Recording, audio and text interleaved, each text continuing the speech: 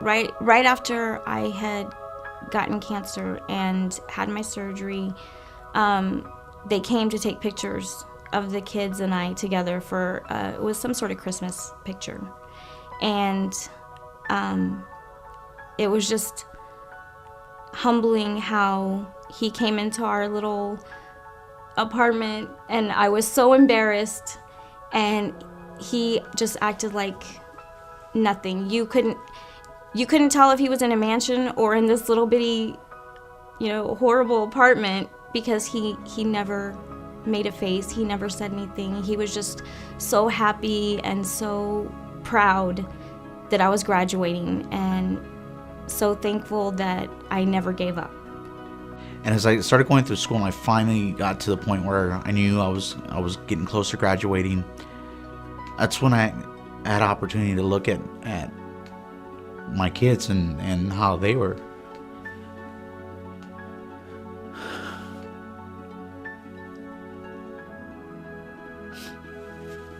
How they were affected by it, because I knew they were young and they were still kind of trying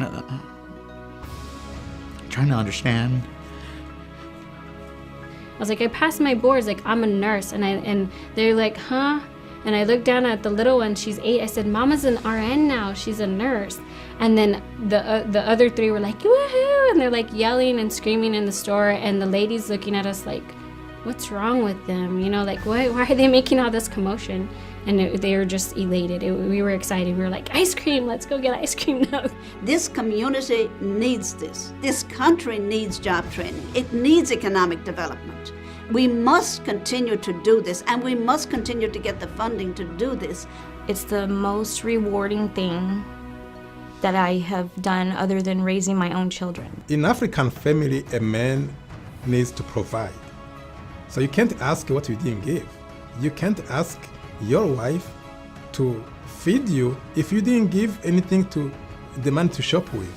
So that's the African way. So when I came here making $6 an hour, I was like, worthless. And some people are doing 3 and 4 menial jobs, or poor paying jobs. Quest is the answer to that. Long-term job training is more expensive at the very beginning, but the payoffs are lifelong. But right now, because of Project Quest, I regained my respect.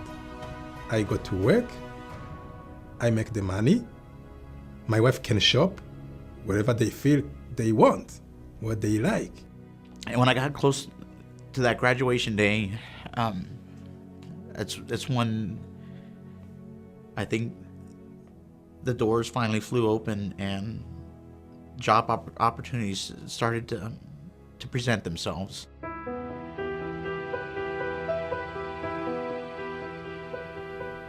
We have so many stories like this, but for Project Quest, there would not be the door to walk through, the helping hand to reach out for those young adults who are willing to make the commitment to invest in themselves, but just need some support while they do it.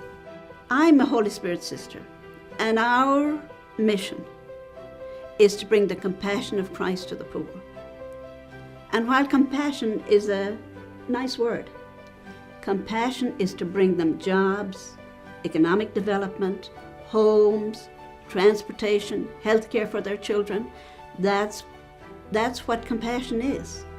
So they start to pay for my books, sometimes give me card for gas. My car we broke down. One day they pay for my rent and I had to fix my car. Nobody can do that except Project Quest. That's what I saw. And we had every single week a meeting with a counselor who cares about you, who is trying to see how you can make it to the graduation ceremony, how you can get your degree, how you can be self-sufficient. That was impressive. I've never seen this in my life. That's like a parent, a second parent. For me, who came from Africa in 1993, spent 11 years in the refugee camp, I haven't been with my mother, my father for 11 years. And if we go for now, that's about 20 years right now.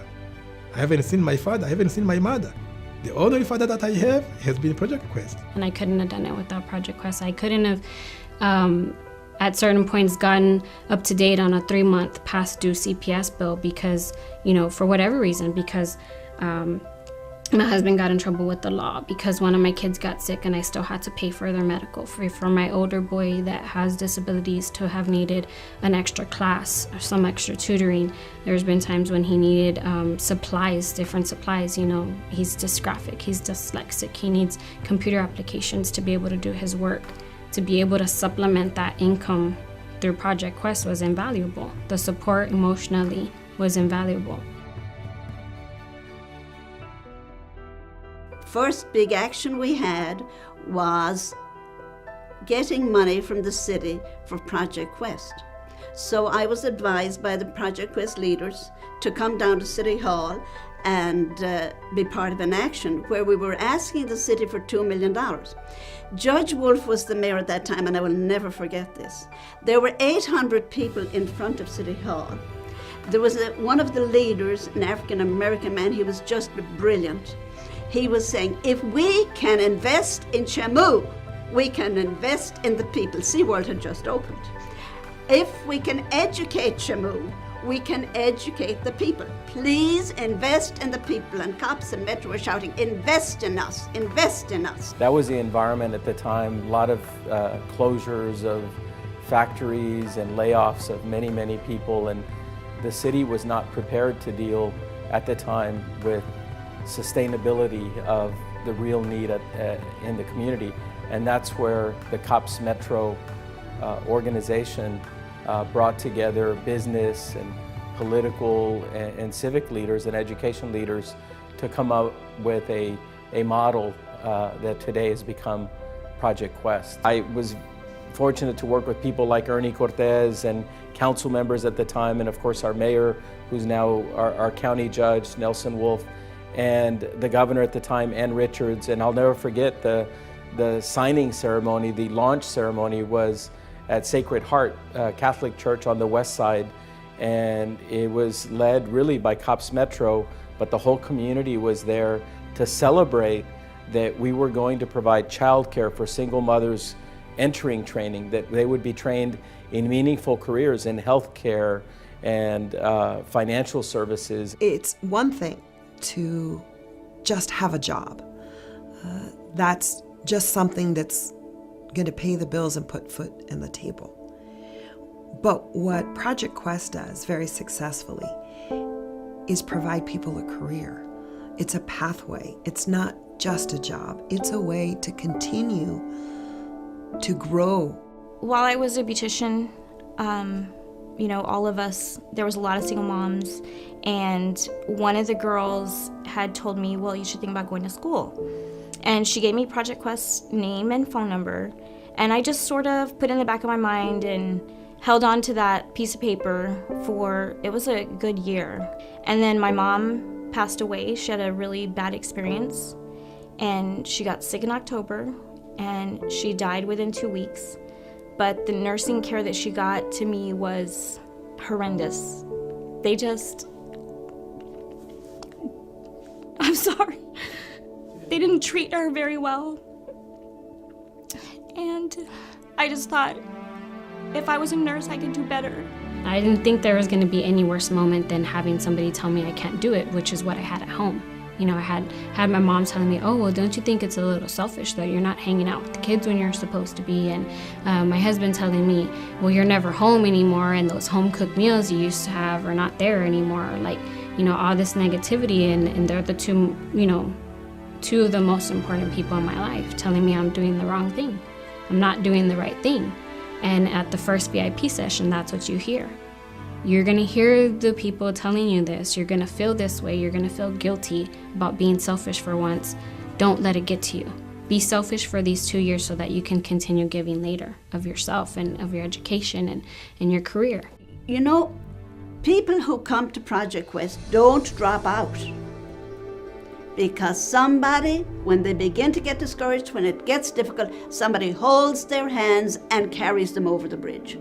I was able to let my husband know as well, like, hey, you are gonna miss a good thing. You know, you can be with us and see all the growth that we have and that we will do, or you can stay behind in the same neighborhood, in the same lifestyle, doing what all of our parents did, all of our friends from high school did, and not succeed more than past getting that respect from the neighborhood. You know, being able to accomplish more and be part of a bigger thing. I'm at a place in my life that I know without Project Quest, without extra support, without more positive people in my life, you know, that have done a little bit more besides live, is that you have to give. But we can't ignore the people who have been here, sometimes for generations, and they continue to have that cycle of poverty, which is no hope. It's barely making it. But if you have one family member that gets that training and gets a job with a career, and a career that, you know, has benefits, right? Some healthcare benefits and things, then it means more to the family than, okay, we're going to save up our money so we can go to have a little fun at Fiesta Week or at church festival. What it means is I can go to college. My mom and dad have a job. I'm going to get to go to college. That's the game changer. My 12, 14, and 6-year-old children, you know, they were little when I first started. But now, I mean, you know, they're in junior high and beginning in high school. They're already looking at what, you know, they're already discussing what universities they're attending. I'm able to go back to school. I feel like it's okay. Now I need my bachelor's. I'm going to go back to school. I'm applying for scholarships now, and I'm going to pay what I have to pay out of my part, and I can afford to pay it. You know, going from one income to now almost 3, like 2.5 from what we were living off before. I can afford to say that I can provide for my children safely. I can provide for further education of myself and for my son that he's getting ready to graduate. So here we have a successful project.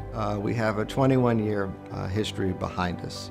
We have high wages. We have a higher attainment of education.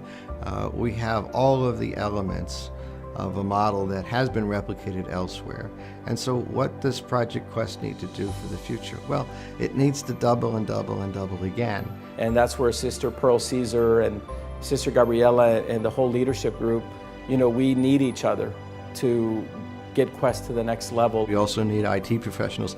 Everything in healthcare now is electronic medical records, electronic imagery, electronic data processing. And so the IT field is one that is absolutely critical and essential into the future, and I would expect that Project Quest will have lots of successes for its enrollees in developing employees that can move into those high-wage jobs in San Antonio.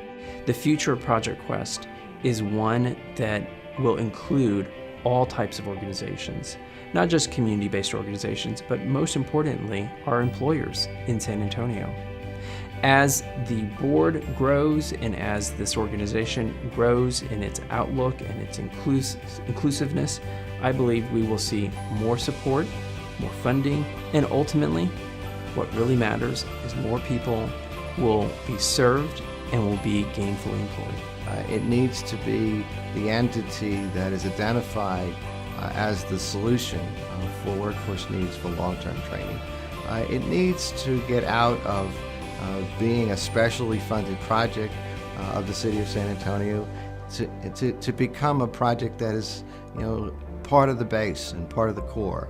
A lot of investment has been put in Project Quest, both financial and sweat equity, from the cops and metro leaders especially. And we are going to bring that same energy to the future. This mission is so important that everybody who's involved in it needs to be certainly pushing its expansion, but also regularly evaluating and improving and fine-tuning.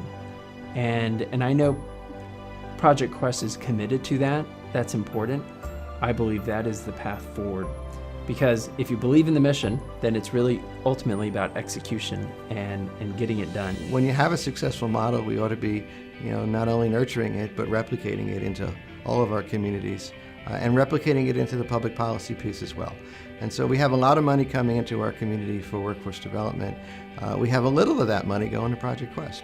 This is the very best time to have a celebration because we absolutely need to get reinvigorated. This community needs this.